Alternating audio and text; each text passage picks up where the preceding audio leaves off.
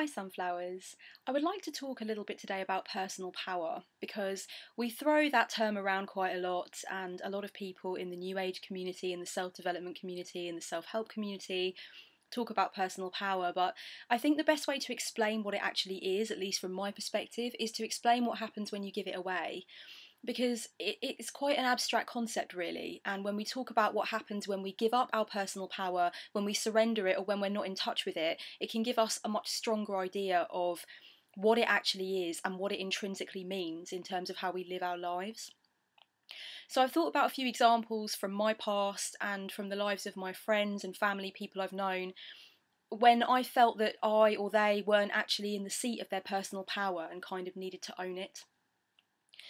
I think one of the most important things that happens when you give away your personal power is that you are essentially trying to make everybody happy all the time. That's one key thing that happens when you're not in the seat of your personal power. When you're in the seat of your personal power and you're really owning it and you're really living in alignment with it, you realise that you can't make all the people happy all of the time, that you can't be all things to all people all of the time. It's not going to work like that. And if you really want to live life on your own terms and you really want to live with as little regret as possible, none, hopefully, then you will realise that you have to live life for yourself and that you can't always be worried about the expectations of other people. And sometimes, we perform an action in our lives for our own best interest because it's what we want, because it's what we hanker after, it's what we want to pursue. But we know that it's not going to serve somebody else's interests. But a lot of the time that's because they've placed an expectation upon us, or they've comforted themselves with the fact that we're never going to change, we're never going to want anything different. So really what they've done is they've slotted our life into their own. And when we make a change which serves us, which satisfies us, often it inconveniences somebody else, or it makes somebody else feel like we've changed unexpectedly, or it makes somebody else feel like they have to save us or bring us back to what we were before, when in reality we're evolving, and they actually need to let go and leave off of us and permit us to evolve. I've seen a great many relationships and friendships break down because there has been a refusal to permit one or the other person in the connection to actually evolve. And that's why marriages that last 40, 50, 60 years, if they have mutual respect running through them and if they are based on love, are actually very, very impressive feats. I don't particularly myself believe in marriage on a personal basis, and I don't plan to ever get married, but when I meet a married couple who are still content with each other and respect each other, for me, it makes me think about two trees that have kind of grown up together and wound around each other. You know how you see that sometimes in nature, the way plant life just kind of works itself into an architecture of sorts, and that's just the way it's grown. Or you see sometimes a tree has grown around an object and the object is within it and it's become kind of one thing. You see when two people have been together for that long that they really have permitted, each of them have permitted the other the right to evolve and change. And that's very hard, to permit another human being that you love so much and that you felt you were sure of to do. It's scary. And people that have managed to do that and actually survive and actually kind of align themselves with each other as these changes take place in each other's lives have something very special, and they are very fortunate, but they've also worked very hard. I think it takes a lot of diligent effort to do that without being overly insecure, without trying to cling on so tightly to the status quo that you literally can't see how any change could be good, when in reality, when human beings wish to change, when they wish to shed a skin, when they wish to evolve and explore different parts of their character or their soul, if you truly love somebody, then you will permit that to happen. So I think I've strayed off the point there a little bit, but I do think that trying to make other people happy, trying to fulfill other people's expectations all the time, is a major way in which we let go of our personal power. And that's something that I've definitely done in the past, and I've also sought a lot of validation from other people, a lot of approval from other people. I was kind of raised in a way to do that, and I think a great many people who seek validation from other people first and themselves second have actually been raised in an environment that kind of encourages you almost to seek validation and praise from your parents, for example. If you feel that their love is based more on approval than, the unconditional kind of love that we so hope we can get from our parents, but sometimes it's approval that we really feel that we need to get from them in order to obtain that feeling of love.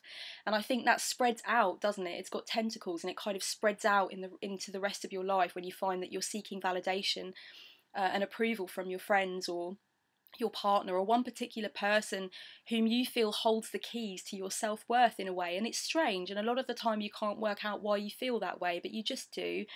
And it takes a very long time to accept that you need to let that go. You need to seek approval from yourself first and other people second. If everybody around you is applauding your decision but you don't feel right with it, you don't feel that it aligns itself with your higher being or your core being, then you really need to sit down and work out why it is that you are constantly seeking validation from other people. Because it's a very cold comfort when you're alone at night and you think about what's going on in your life and there's nobody there giving you a round of applause or smiling or saying we're so bloody proud of you. It's just you in a room realising that you are not living from heart level. And that to me is a very scary premise. I have not wanted to feel like that for a very long time. Unfortunately, I haven't felt like that for a very long time because I feel I have a much stronger reign on my personal power than I used to. I also think that there's something about personal power which is tied in innately and unavoidably with boundaries and limitations, and with your ability to say no. You know, you are not expected to be magnanimous. Nobody should expect that from you, and nobody has the right to expect more from you than you can really give.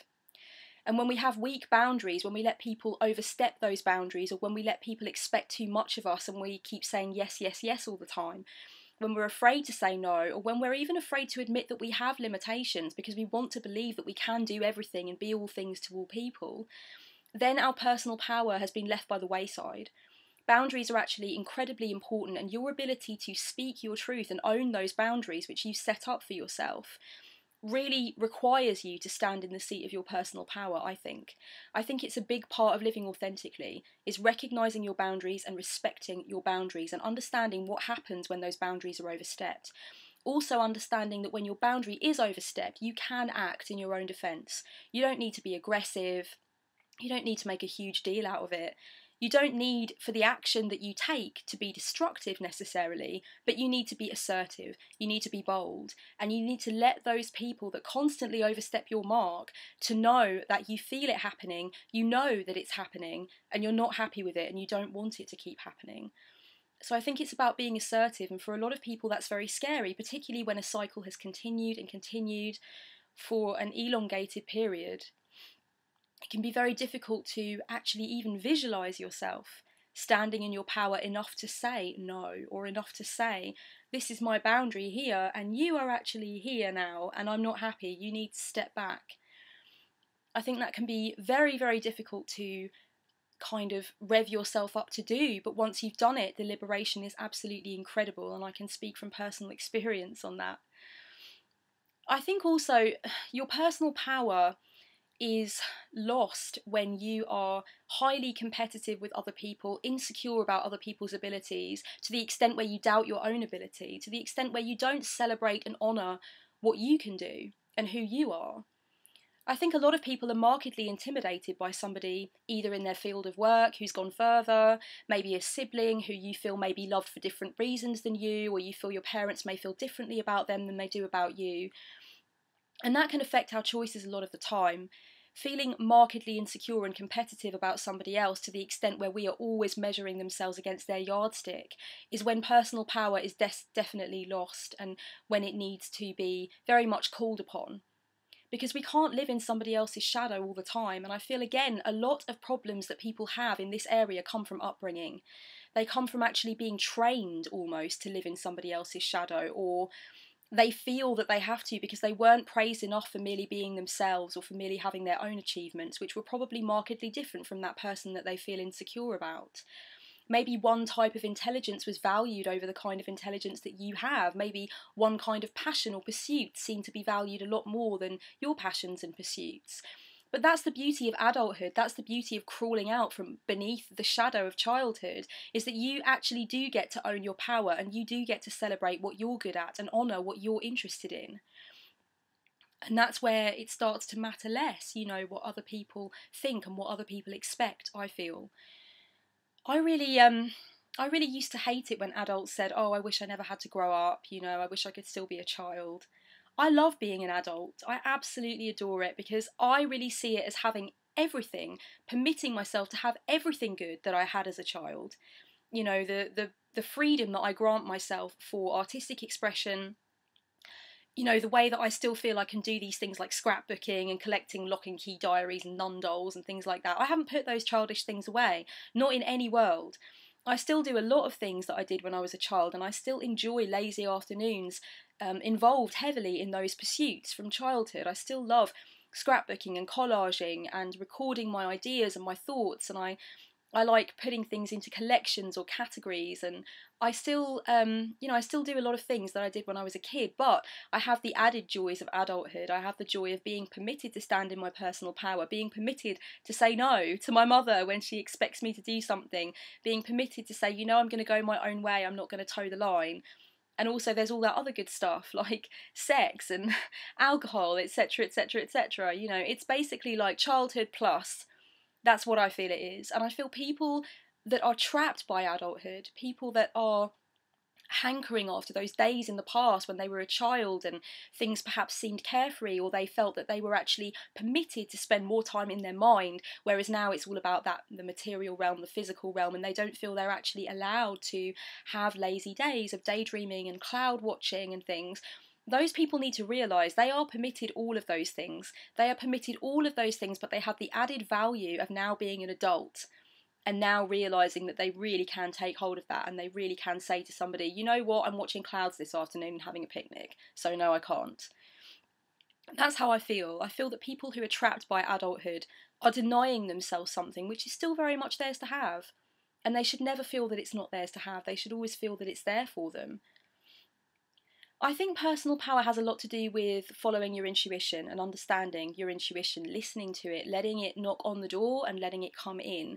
And a lot of the time I feel that intuition is kind of made into this very flowery, airy-fairy concept where people say if you follow your intuition, nothing can go wrong. But what people forget to state is that sometimes your intuition will tell you something that you really don't want to hear. And the ego is arguing against and against and against, and your inner voice is coming in and saying, but no, it's not working, or no, you are not this person, no, you don't want this, you want to go off and be a travelling minstrel or whatever. So I think sometimes intuition can have a backlash against it because people talk about it in such riveting terms as though it's the answer to everything, and I feel in a lot of cases it is the answer to everything, but you need to be realistic about the fact that sometimes you are arguing with your intuition for a reason. You're arguing with certain parts of your inner voice because they do not serve your ego, or because they do not serve your family or your friends. They don't serve the people that you seek validation from. They don't serve that image of yourself that you had 10 years ago that you're still trying to keep up with and you're still trying to honour because you don't know who you'd be without it. All this kind of thing. The inner voice is rejected and avoided a lot of the time because you are not prepared to catch up with what it's telling you. You want to want something different, but your inner voice just keeps knocking away at that door. So I think if we can understand that intuition a lot of the time does feel dark, and it does feel dangerous, and it does feel very complex, and it does strip you naked of a lot of the things that you thought of yourself before, or that you wanted to continue feeling about yourself or someone else or your environment. Letting your intuition in is not always hearts and flowers. Sometimes it does break things down. There is breakage. It does break things down, and you have to work out how you're going to build them back up. After you've honoured your intuition, you may have lost something that you were holding on very tightly to before you permitted it to do its work, and that's very, very difficult. I've been in that situation before.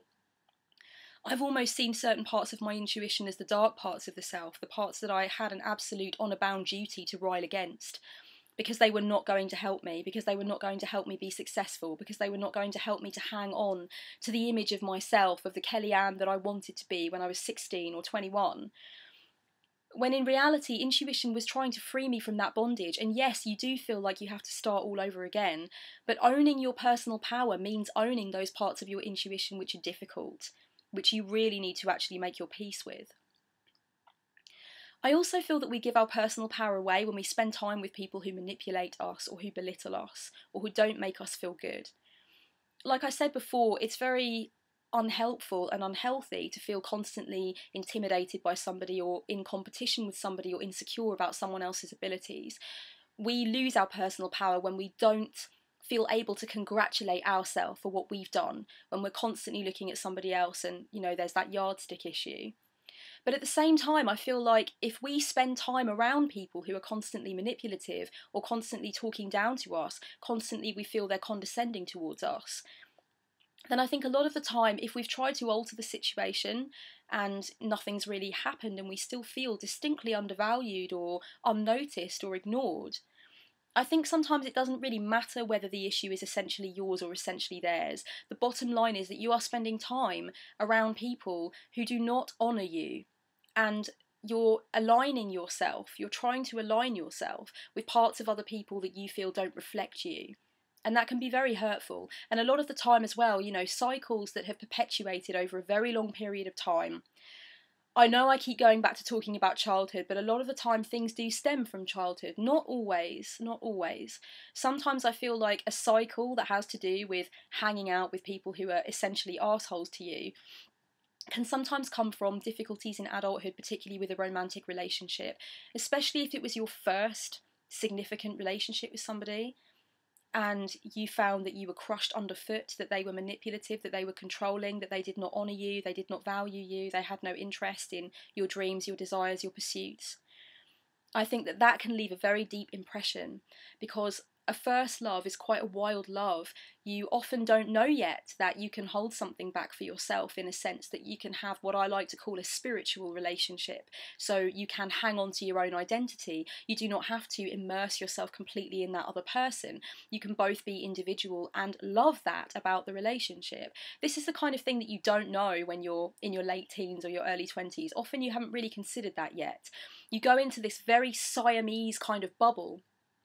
And if that Siamese bubble is based on you being undervalued and you being manipulated and you being controlled, often you don't know how to stop wanting that, or how to stop thinking that that's what a relationship is like.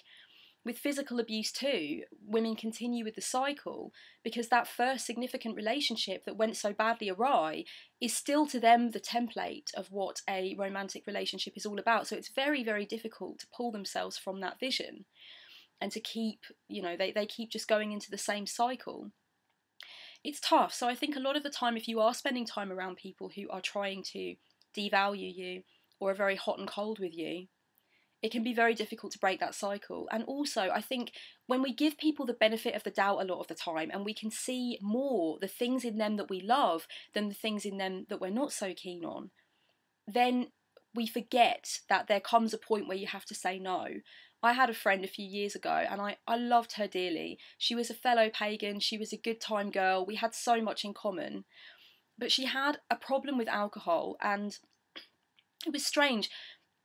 As soon as she hit the bottle and had a few too many, she was very cold with me. She was very vicious. She was verbally vicious to quite a few of her friends. She would be very dismissive. She would be openly disparaging about what I was wearing or about something that I said. A lot of the comments were very off the cuff, but I realised that there was a Jekyll and Hyde situation going on here. I tried to talk to her about her problems with alcohol and about how it changed her personality. She came around to it, she agreed with me, she thanked me for trying to help her, but the cycle just continued, unfortunately. The summer came around, it was the excuse to start drinking cider at 11 o'clock in the morning, and suddenly all of this horrible crap was coming out of her mouth again and again. She would use some of her other friends to make me feel like I wasn't as good a friend. And I realised after a while that there was this very dark underneath that she had with regard to me. And I'm not sure whether she just saw something in me that she has never really liked in others, or that reminded her of a family member. I don't know if it was jealousy. I don't know if perhaps I triggered some form of competitiveness in her. But I tried to continue with the friendship for so long because I saw all of the good things in her, all of the great memories that we'd had together. I knew what she could be. I knew how we could be together. And it caused me to let go of my personal power, because I turned a blind eye to the cruelty, to the verbal cruelty, and to that hot and cold ambivalence that she showed to me. I turned a blind eye to it for about a year before I actually stood in my personal power and said, you and I no longer have a place in each other's lives. I wish you well, but that's that. And I don't regret taking that long to tune into my personal power, because these things happen. Some lessons take a long time. They are a process, and that's the blessing of them, that they do take so long. Helps them to go in better so you don't need to learn them again. But yeah, I do feel that sometimes it takes a long time for your personal power to kick in on that basis and for you to really say, no, there is no place for somebody like this in my life. You know, we are not serving each other, we are not honouring each other. So speaking your truth is a big part of standing in your personal power, and it does take a long time. And feeling that you constantly need to justify yourself too is a big difficulty. When you lose your personal power to constant self-justification, then you know that you need to talk yourself up. You need to honour yourself. You need to respect the fact that you are an adult, you are an individual, you have the right to enjoy life on your own terms. You have the right to make your own decisions. And if there's that one person in your life that you constantly feel you need to justify your actions and your behaviours to, then you need to seriously think about how much of your power you are giving away to them. How much of your personal power are you surrendering? Perhaps it's completely unbeknownst to them. Perhaps they love you dearly and they wish that you wouldn't do that all the time, but you keep doing it because you're insecure or because you're scared of losing them. But it's your issue that needs to be dealt with. You need to now, at this point in your life, if anything in this video has resonated with you, rein in your personal power, cut away all of the outside influences, decide what your personal power is, where it is, how it feels. It's basically the stripped down version of you when you are strong in the earth, like a rod just sticking out of the ground. You're strong in the earth and you don't need anything else to hold you. And it's only at that point that you and other people can really hold each other and can really have this human interconnectedness, which is not based on codependence, which is not based on need, which is not based on clinging, but is based on the essential understanding that you both can hold your own. And out of that comes the ability to lean on and hold each other. And that's about all for my first video, but since it's been 2 weeks since I've actually done any videos, I'm feeling a couple more coming on, so stay tuned. Much love, guys. Blessed be.